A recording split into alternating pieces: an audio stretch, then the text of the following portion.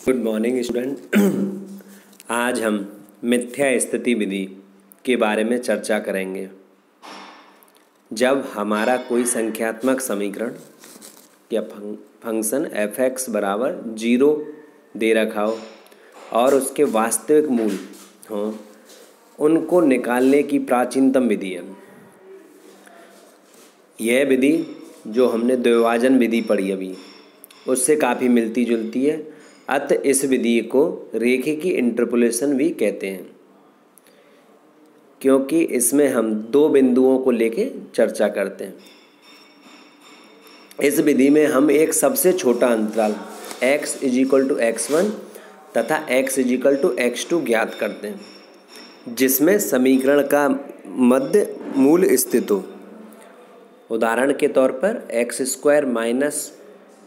- 4 बराबर 0, तो यहाँ पर x के मूल ±2 प्राप्त होते हैं। यदि कोई भी मूल अलग अलग प्राप्त हो तो हम 1 और 3 के मध्य में यदि मूल ज्ञात करना चाहें तो उस स्थिति में x² - 4 के लिए x1 व x2 एक अंतराल लेंगे। चूँकि मूल x1 तथा x2 के मध्य स्थित अंतराल x1, x2 होता है, अतः y बराबर f(x) का लेखाचित्र x = x1 तथा x = x2 के मध्य x अक्ष का प्रतिच्छेदन करना चाहिए तथा y1 तथा y2 के चिन्ह विपरीत होने चाहिए। यह विधि इस सिद्धांत पर कार्य करती है या इस सिद्धांत पर आधारित है, छोटी दूरी के लिए किसी वक्र का भाग सरल रेखा होता है। कोई भी आपने वक्र बनाया जो दोनों बिंदुओं को मिलाते हैं तो एक सीधी रेखा प्राप्त होती है, वही सरल रेखा होती है। हम ये मानते हैं कि बिंदु P x1, y1 तथा Q x2, y2 के मध्य y बराबर f(x) का एक भाग सरल रेखा ही है तथा बिंदु x अक्ष के विपरीत ओर है। जो इस चित्र में हम देखते हैं कि हमने y(OX) लिया हुआ है, जहाँ पर बिंदु P ऊपर x, y लिए हुए हैं। ये y', Q हमारा x2, y1 है, तो ये बिंदु हो गया नीचे x2, y2, तो ये डिस्टेंस x2 - y1। अब यहाँ पे हम देखते हैं x अक्ष के सन्निकटन में समान त्रिभुज PAR,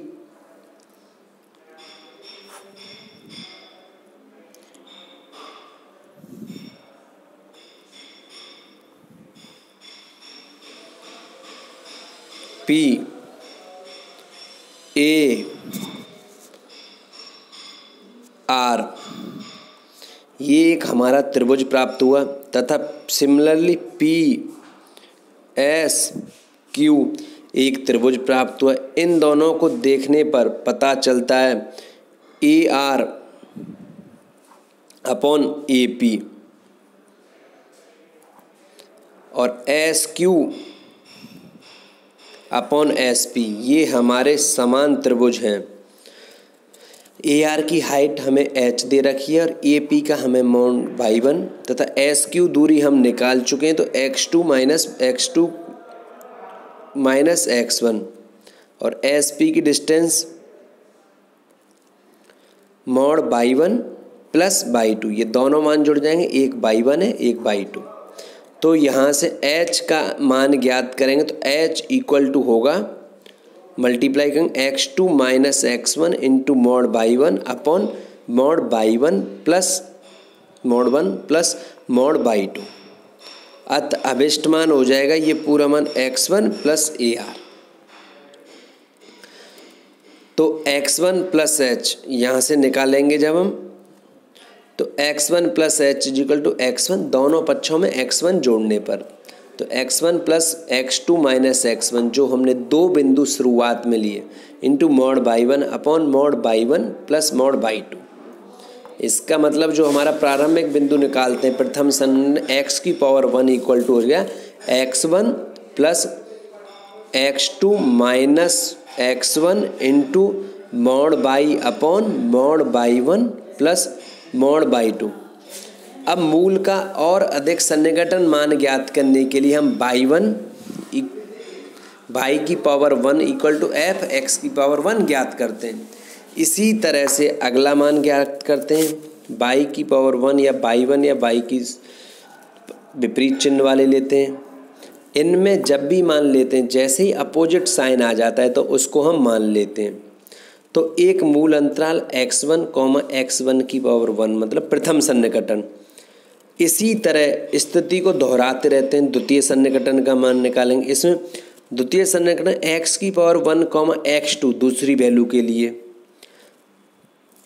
तो यदि बाई की पावर 1 तथा बाई 2 विपरीत चिन्ह के हों तो अंतराल x की पावर 1, x2 में मिथ्या स्थिति विधि सूत्र नंबर 2 से ज्ञात करेंगे, जो हमारे लिए बहुत ही महत्वपूर्ण है।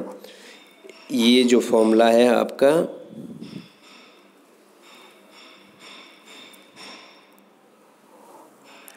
आप याद रखेंगे। अब इसे हम उदाहरण की सहायता से समझने का प्रयास करें। समीकरण f(x) = 0 के तौर पर x log 10x - 1.2 = 0 के मूल का 5 दशमलव स्थानों तक मान ज्ञात कीजिए। हमें f(x) = 0 के फॉर्मेट में f(x) = x log 10x - 1.2 दे रखा है। कितने मान तक ज्ञात करना है? 2.5 स्थान तक ज्ञात करना है। अब हम माना कि इसका एक मूल f2 तथा एक मूल f3 के मध्य स्थित है। f2 वैल्यू डाली तो 2 × log 10 - 1.2 2 × log 2 का मान होता है 0.30103 - 1.2 करने के बाद f2 का मान हमें -0.59794 ऋण चिन्ह प्राप्त हुआ। अगला मान हम f3 रखते हैं। f3 रखने पर 3 log 10 3 - 1.2 तो f3 = यहाँ पर log 10 का मान 0.47712 है।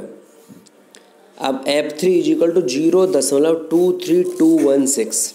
यहाँ पर हम देखते हैं समीकरण 1 तथा 2 आपस में विपरीत चिन्ह है। अतः दिए हुए समीकरण का एक मूल एटलीस्ट 2 तथा 3 के मध्य स्थित होगा तथा 3 के समीप होगा। अब हम इसे मिथ्या स्थिति विधि यूज करेंगे, जिसमें फॉर्मूला था मूल का प्रथम सन्निकटन ज्ञात करने के लिए हमें सीधे ही फॉर्मूला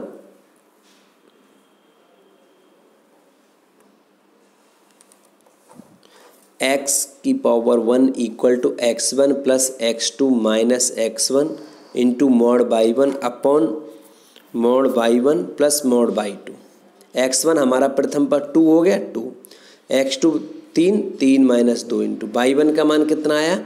जो मान हमें प्राप्त हुआ यहाँ पर रखने पर बाई f(x) में ये मान बाई 1 का था, तो बाई 1 का मान हो गया -0.5974। इसका मॉड लेंगे ये। अगला mod बाई 1 + mod बाई 2। 2 2 में से गया तो 1 मॉड से वैल्यू बाहर आएगी तो 1 में से घटा दिया तो 0.59 अपॉन ये दोनों वैल्यू मॉड में माइनस में ये मान रख दिए तो ये मान हमारे अभिष्ट मान प्राप्त हो गए। तो 0.82 सॉल्व किया तो 2.07210 तो x1 का मान आया 2.721। साइंटिफिक कैलकुलेटर से अब हम x = 2.721 का मान रख के देखेंगे कि हमारा जो मान है ऋणात्मक प्राप्त होता है या धन। तो f(x) = में x के स्थान पर 2.721 मान रखा।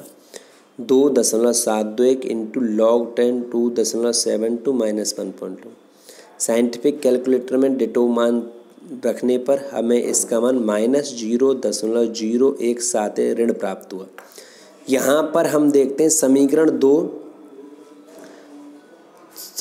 2 तथा समीकरण 5 से देखने पर पता चलता है एक चिन्ह धन तथा एक चिन्ह ऋण है, अर्थात इसका मतलब इसका एक मूल f2.721 तथा f3 के मध्य स्थित होगा। अब मूल f.273 के मध्य स्थित है। अब मूल का द्वितीय सन्निकटन x की पावर 2, ये द्वितीय सन्निकटन के लिए x2 आ जाएगा 2.721 प्लस x2 की जगह अब क्या हो जाएगा यहाँ वापस से वो x2 वाला मान, x2 कौन सा हो गया हमारा 3 और x1 कौन सा हो गया 2.7 देख into mod by upon mod by 1 plus mod by 2 मान। तो द्वितीय सन्निकटन का मान 2.74021 प्राप्त हुआ। अब f का मान को ये किसका कमरा है? इसमें रखने पर, तो f का मान इसमें रखने पर हमें 2.74021 फलन में रखने पर हमें अभिष्ट मान चेक करते हैं कि हमारा मान ऋणात्मक प्राप्त होता है या धनात्मक। तो f 2.74020 को इसमें पुट किया तो हम देखते हैं कि ये मान साइंटिफिक कैलकुलेटर में रखने पर -0.004 प्राप्त होता है। यहाँ देखने से पता चलता है यह एक ऋणात्मक मान है तथा f3 का मान धनात्मक है। एक पक्ष धनात्मक है तथा एक पक्ष ऋणात्मक है। इसका अर्थात f3 तथा f 2.74 के मध्य में मान विद्यमान होगा। अतः x का मूल या सन्निकटन अब हुआ 2.7 मूल का तृतीय सन्निकटन मान ज्ञात करने पर x की पावर 3 सन्निकटन के लिए x की पावर 3 2.74 फॉर्मूले में यूज किया 3.2 इंटू मॉड बाई का मान अपॉन 0.4। हम यहाँ देखते हैं कि ये मान हमें 2.7406 प्राप्त हुआ।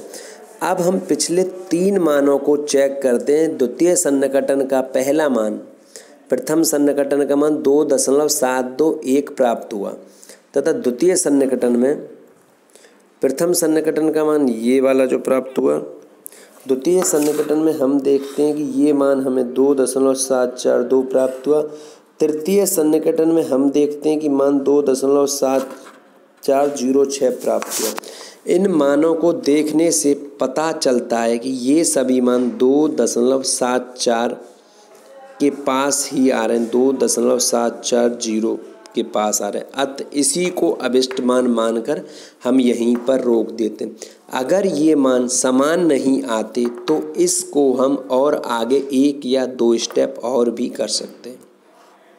इस तरह से हम आपस में सन्निकटन के मान ज्ञात करते हैं।